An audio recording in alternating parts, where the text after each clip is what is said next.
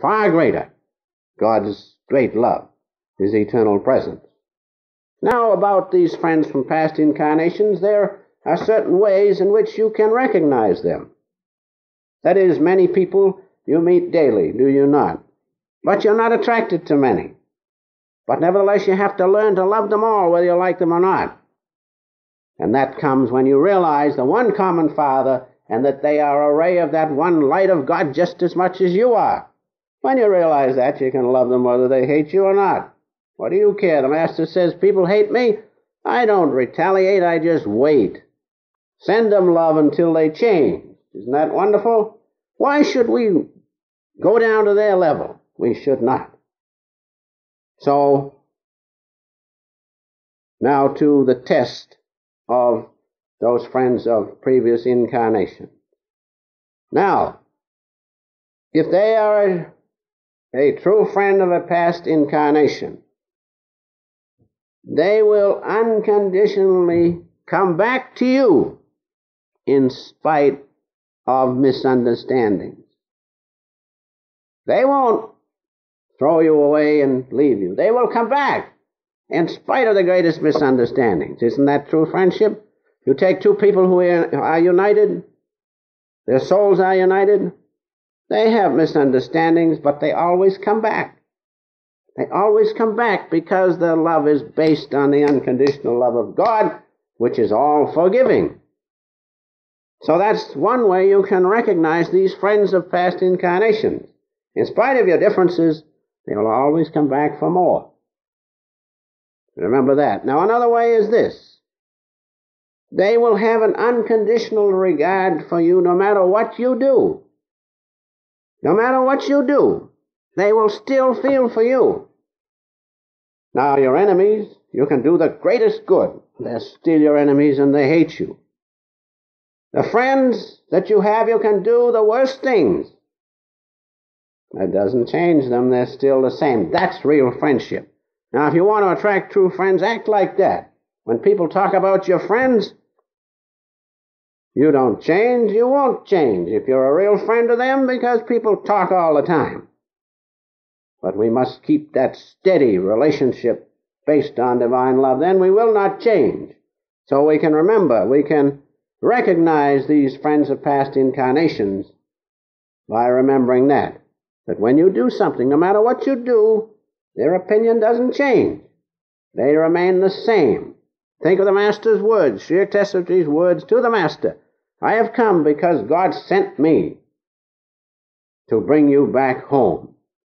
And another thing he said, if I fall, imagine it, the great Sri Yukteswaji, if I fall, please lift my head once more into your lap and take me back home to God's omnipresence. That's real friendship. When a person is down, that's when they need your friendship. And real friends recognize that.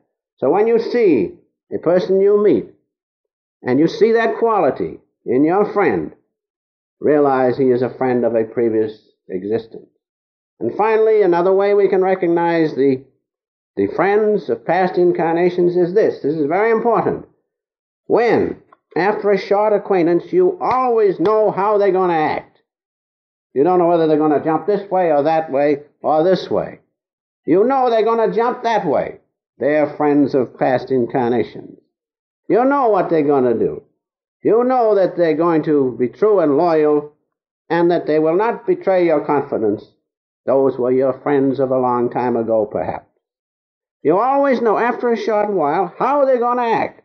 But those in which you don't know how they're going to jump, watch out. They're not perhaps friends of a previous life, but the real friends, you're sure. You're sure of them, no matter what comes up. And when people talk about you, they go to your friends, the one that you know how he's going to react, it will always be the same. He's your true friend. And that friendship which you have with him is based on God's great love. And so, the truest way to attract friends, true friends, is to base that friendship on the unconditional love of God. Then everything merges into his great love.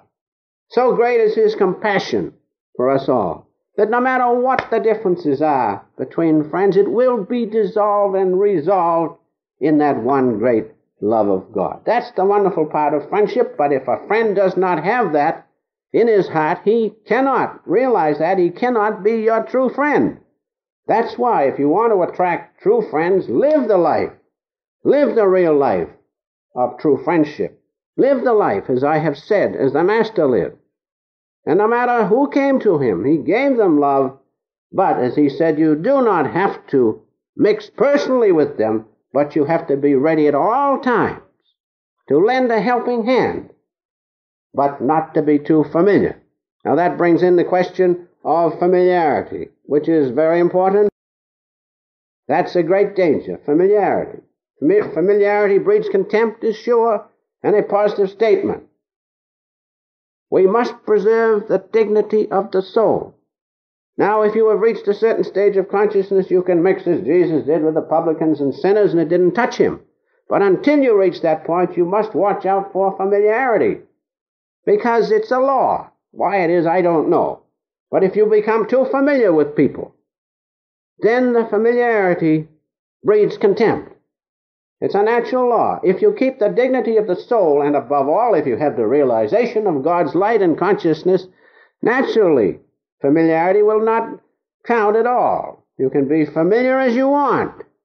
But unless you have that, watch out, because the dignity of the soul is lost.